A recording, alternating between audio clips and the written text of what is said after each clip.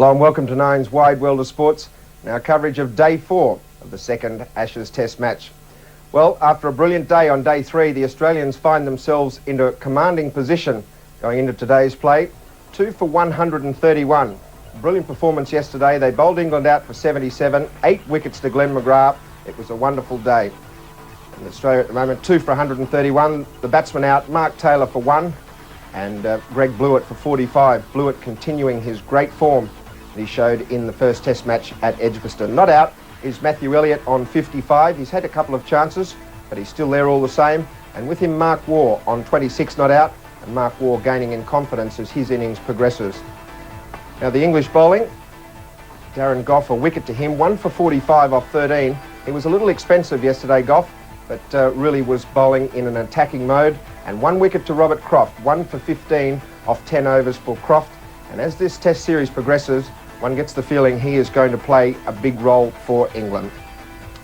Now, play was supposed to get underway approximately 2.5 hours ago, but as has been the case in the last couple of days at Lord's, rain has played its part, and unfortunately the showers have been present once again today.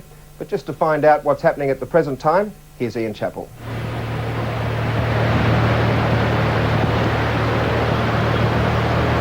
Well, sadly, Greg, your timing is spot on, because just as we arrive at Lord's, the rain starts belting down. It's a depressing sight that we've seen far too much of in the last 4 days. A lot of rain overnight, and then early this morning some thunder and lightning and a huge storm at around about 9:30, where the water was really belting down. Then it cleared and started to look quite good. The umpires called for an early lunch at 12:30, and it was looking as though we might get started around about 1:15, but at the moment it's Michael Slater unplugged.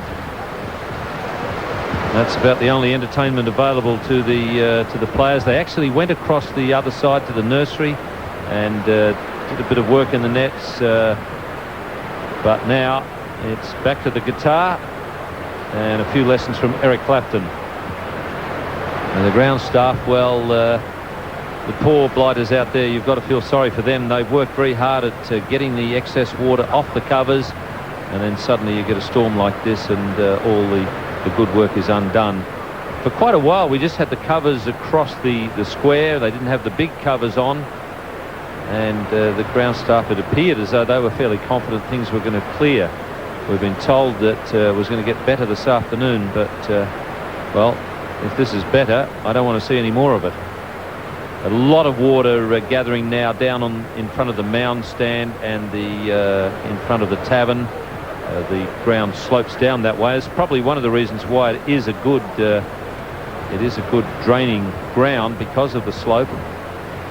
But the drain's now starting to fill up, and the water collecting, and we are even getting water on the field. Although the storms don't seem to last too long. About 5-7 minutes is about the normal length, and then it does clear pretty quickly after that. But I'm afraid that the situation is depressing here at Lord's, and hopefully when you come back next time, Greg, we'll have some better news for you.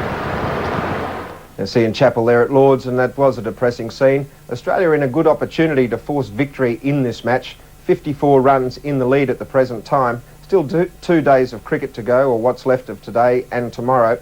So still the opportunity of perhaps a victory, but they'll need that rain to clear, and clear pretty quickly. Now, for sports fans, we'll take you back to Lord's as soon as play looks as if it's going to get underway. But for the moment, we're going to return you to normal programming.